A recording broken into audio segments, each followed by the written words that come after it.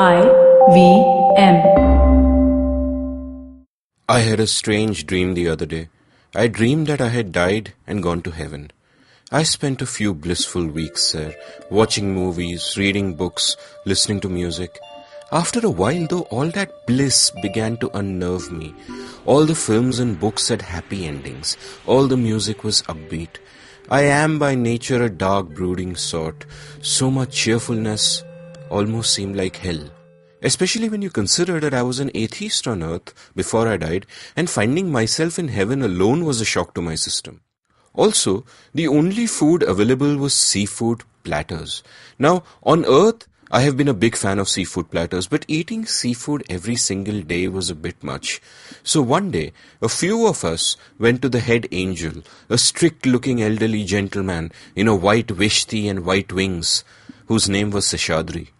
I said to him, Mr. Seshadri, please, can you do something about these seafood platters? I love seafood, but we are tired of eating the same food every day. Mr. Seshadri gave a genial smile and said, No problem. Please submit a complaint in triplicate, and I will do something about it. We duly submitted a complaint, and later that day we got a memo on the Heaven WhatsApp group. This memo told us to get dressed and assemble at the main gate at 7:30 in the evening. I took a lovely afternoon nap, almost too lovely, and then assembled along with other denizens of heaven at the Ishwar Allah Chowk, where the main gate is located. There, Mr. Seshadri and a group of angels and apsaras herded us into a bunch of luxury buses. We drove out of heaven, and almost immediately, we were at another large gate, which was painted in red and black. As the gate opened to let our bus in, I could hear sounds of screaming, as if people were being tortured nearby. And then I saw a big billboard in the distance that said, Welcome to Hell. Hey, I exclaimed. What's going on? Why have we come here? Mr. Seshadri turned back from the front of the bus and said to me, This is a treat for you. You were tired of our seafood platters, so we decided to take you all to eat out for a change. And in heaven, the only place that is out is hell. Welcome to The Seen and the Unseen, our weekly podcast on economics, politics, and behavioral science.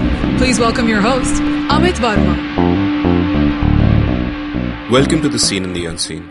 Indians don't eat out as much as the rest of the world does. This is baffling because there are many advantages to eating out. My friend Karthik Shashidhar has a chapter on this in his recent book, Between the Buyer and the Seller. And one of the reasons he offers took me by surprise. It was certainly unseen. I spoke to him a few days ago. Here's how the conversation went. Karthik, welcome to the show. Karthik, in your book on markets, Between the Buyer and the Seller, you have a chapter on why Indians don't eat out more. For example, there you cite a survey in 2011 which found that, quote-unquote, Indians spend only 9% of their food expense eating out, far lower than the world average of 29%, unquote. So I have two questions here. The first question is, why does it make rational sense for us to eat out much more? And the second question is, why don't we? Okay. So rationally, why it makes sense to eat out more is that it's simple economies of scale. So right now, what happens is that if every house decides to kind of make bread, just taking a very extreme example, which means that in every house you have an oven that gets heated every day, which is used to make, let's say, one loaf of bread per house. That's an enormous waste of resource of all those ovens that are being fired up in every single house.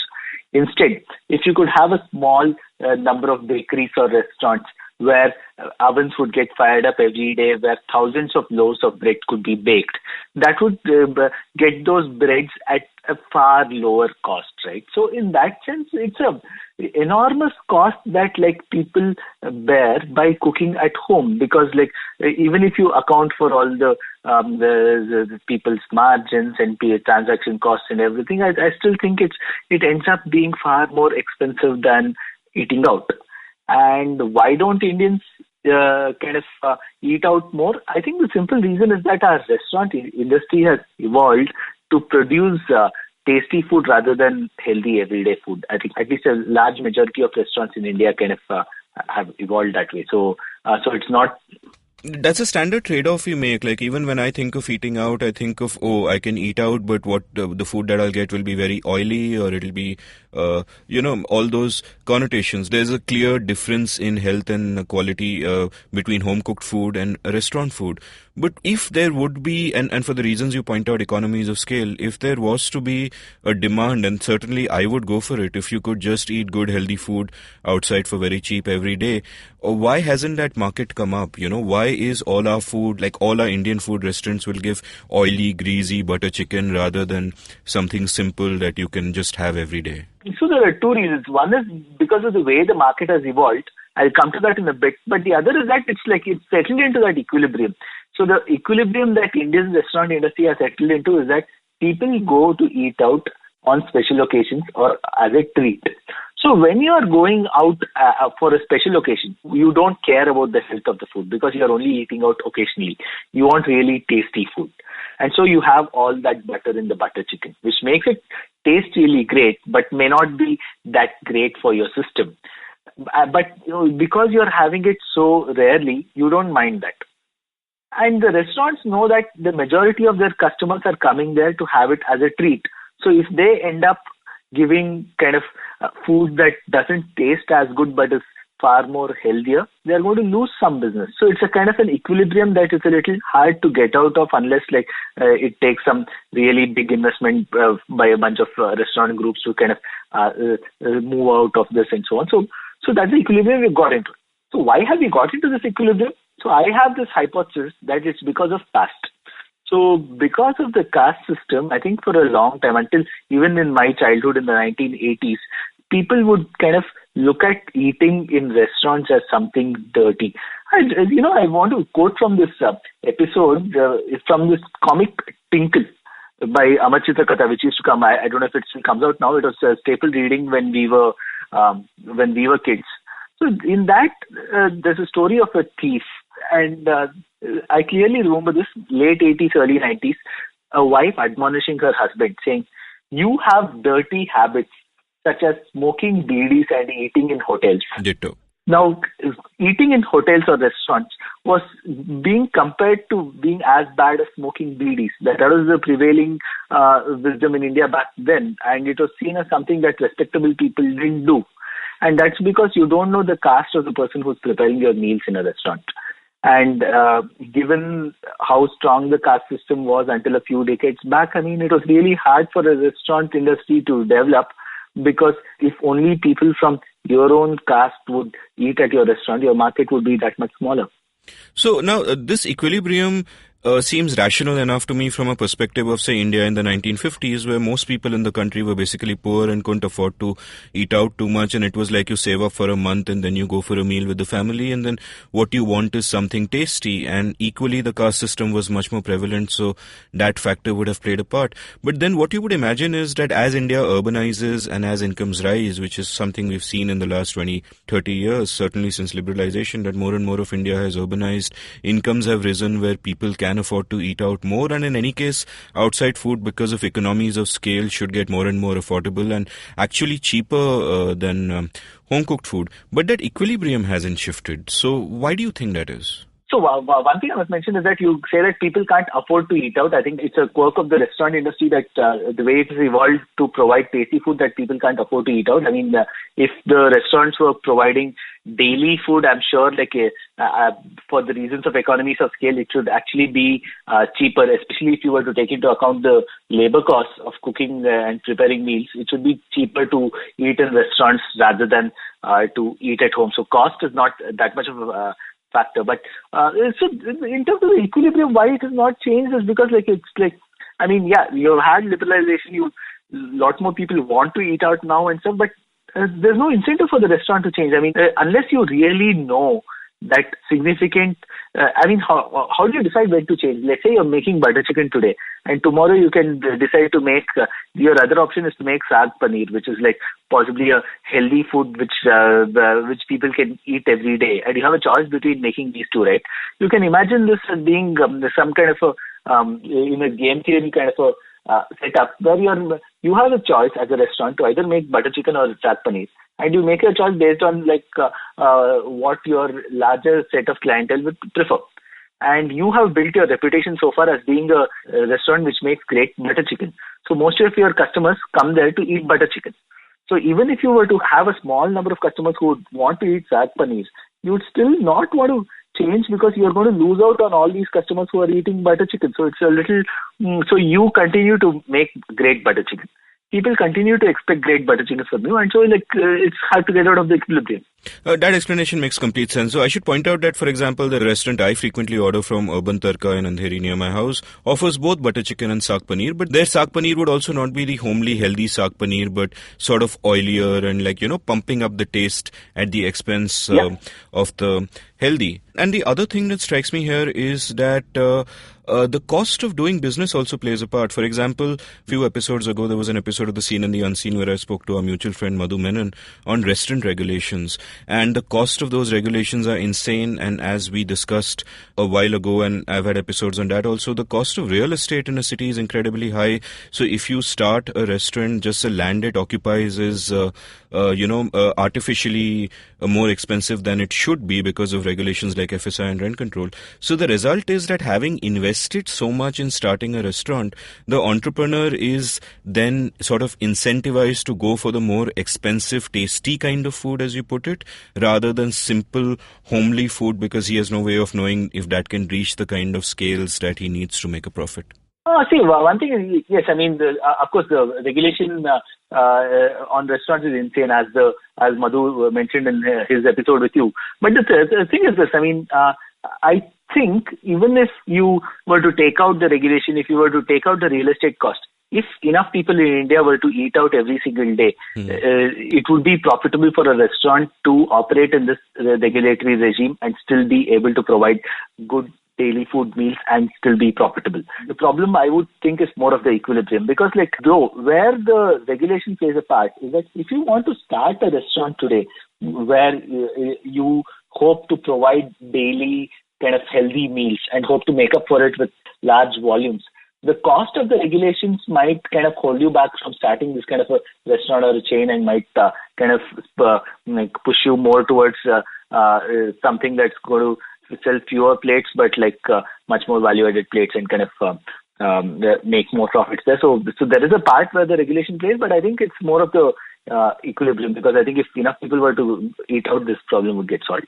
Absolutely, but someone's actually, I guess, got to make that first step and show to the market. Is there one interesting... Yeah. Go ahead, sorry. Yeah.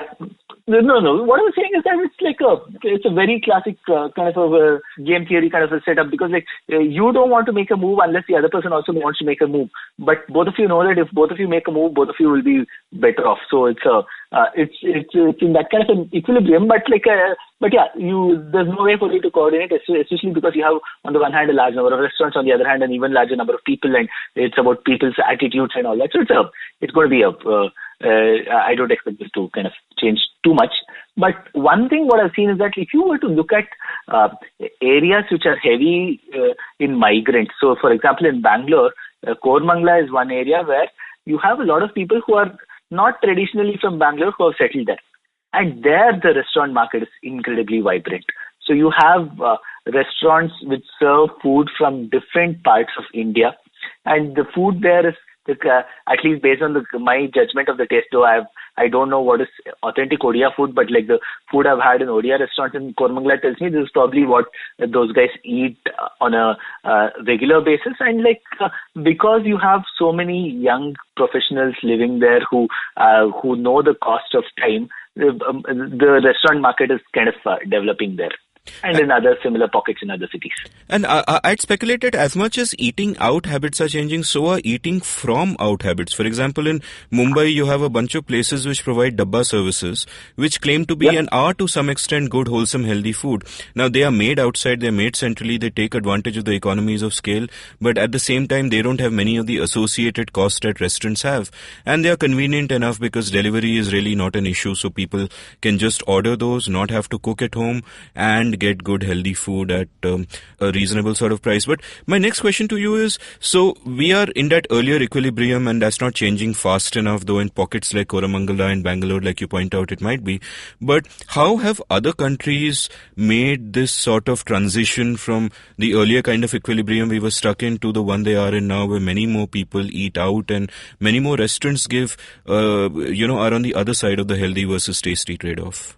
So I don't know if other countries really, I haven't done too much research into this, but I don't know if other countries really ever got stuck in the kind of equilibrium that we have been stuck in, because I think we got stuck into this unique equilibrium because our restaurant industry didn't grow along with our urbanization. So because of the caste factor that I mentioned earlier. In other countries, I think the way I see it is that it's always been a simultaneous thing. As you have more and more urbanization, you have more and more restaurants, because like urbanization, as we spoke about in another episode, it creates that big enough market that you have enough entrepreneurs, that's big enough for restaurant entrepreneurs to want to set up restaurants, whether it's upscale sushi bars or if it is like basic dal chawal restaurants. But it's like, so once urbanization happens, restaurant industry automatically follows, and so like you'll have a significant proportion of people living in cities who will be eating out every day and so on. So that's how it normally happens. In India, I think because of the caste factor, you had a bit of lag. And because of the equilibrium, that lag has been hard to overcome, even though I think people are far more relaxed about where they eat from nowadays. I think cities, because they are networks of mutual benefit, ameliorate caste to some extent. They're not a panacea, but it's certainly less of a factor in city, especially the more densely populated. You'd given the example of Koramangala earlier, where you have people eat out more and you have these specialized restaurants coming up. Is this a trend you see going up? Are we eventually going to break out of this equilibrium?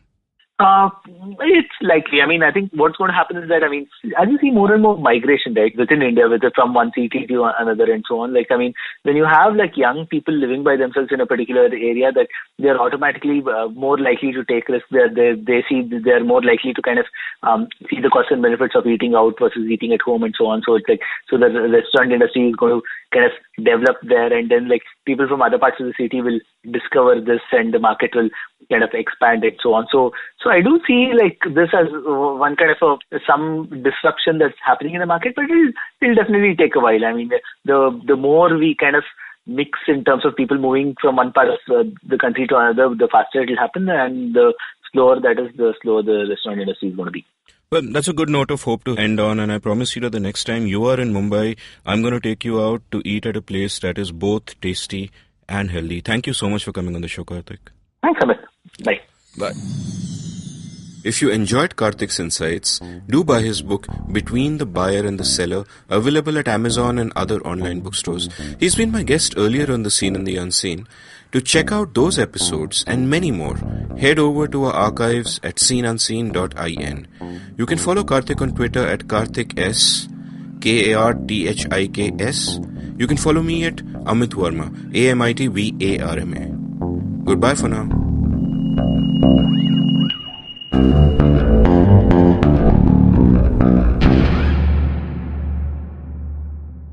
If you enjoyed listening to The Seen and the Unseen, check out another show by IVM Podcasts, Simplified, which is hosted by my good friends Naren, Chuck, and Shriketh.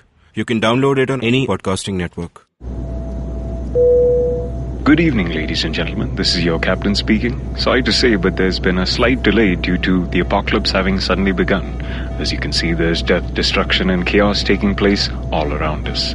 But don't you worry, food and drinks will be served shortly, and I would recommend checking out IVM Podcasts to get some of your favorite Indian podcasts. It'll keep you going till this whole thing blows over. Thank you.